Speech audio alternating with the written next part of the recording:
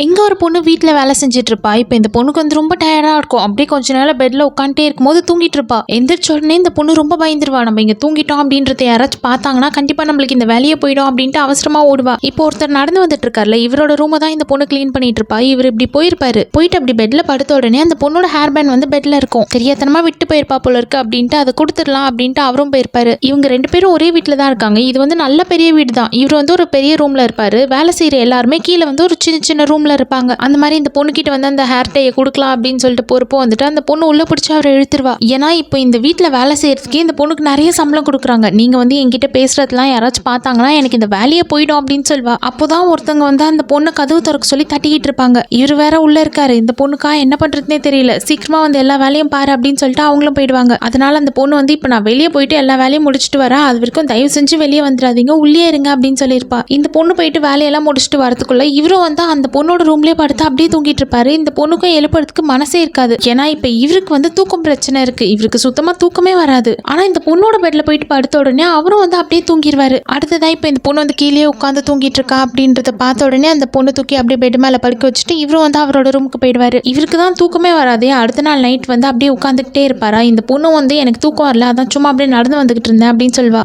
அப்ப இந்த பொண்ணோட ஹேர் பேண்ட் வந்து நேத்து குடுக்கலான்னு வந்திருப்பாரு, கொடுக்காம மறந்துட்டு இருப்பாரு. அதை வந்து இப்ப இந்த பொண்ணு கிட்ட கொடுத்துருவாரு. அடுத்ததா இப்ப இவர் வந்து எனக்கு என்ன பண்ணாலும் தூக்கம் வர மாட்டேங்குது, ஆனா உன்னோட ரூம்ல போயிட்டு படுத்தா மட்டும் எனக்கு நல்லா தூக்கம் வருது, அதனால நம்ம ரூமை வந்து ஸ்விட்ச் பண்ணிக்கலாம் அப்படின்னு சொல்வாரு. இதெல்லாம் கொஞ்சம் ஓவரா இல்லையா? தூக்கம் வந்து எங்க படுத்தாலும் தான் வரும், அது என்ன நான் இருக்கிற ரூம்ல மட்டும் உங்களுக்கு தூக்கம் வருது அப்படின்ட்டு கேட்டிருப்பா. இதெல்லாம் என்கிட்ட பேசாத, இன்னில இருந்து நீ வந்து என்னோட ரூமுக்கு போயிட்டு நான் உன்னோட ரூமுக்கு போயிடுறேன் அப்படின்னு சொல்லியிருப்பாங்க. இதே மாதிரி இப்ப இவங்க ரெண்டு பேரும் வந்து கொஞ்ச நாளைக்கு மாத்தி மாத்தி பண்ணிட்டு தான் இருந்தாங்க. இதை வந்து வீட்டுல வேலை செய்யற ஒரு வேலைக்காரங்களும் பாத்துருவாங்க. பார்த்துட்டு போயிட்டு இப்ப அந்த வீட்டோட ஓனர் கிட்ட சொல்லிடுவாங்களா. அவங்க வந்து ரொம்ப கோவப்படுறாங்க. அவனை இம்ப்ரெஸ் பண்ணி இந்த வீட்டுக்கு மருமகளா வந்துடலான்ட்டு பாக்குறியா, இதெல்லாம் நடக்காது அப்படின்னு சொல்லிட்டு வேலையை விட்டு வெளியே அனுப்பிடுவாங்க. இந்த பொண்ணுக்கு வர வழியே இல்ல. பார்ட் டைமா போயிட்டு ஒரு வேலையை செஞ்சுட்டு இருப்பாளா. இவரும் வந்து பின்னாடியே சுத்திட்டு இருப்பாரு. தப்பெல்லாம் என் மேலதான், இந்த தடவை என்னை நம்பி வா, கண்டிப்பா நான் எல்லாத்தையும் சரி பண்றேன் அப்படின்ட்டு ரொம்ப வந்து கெஞ்சிக்கிட்டே தான் இருப்பாரு.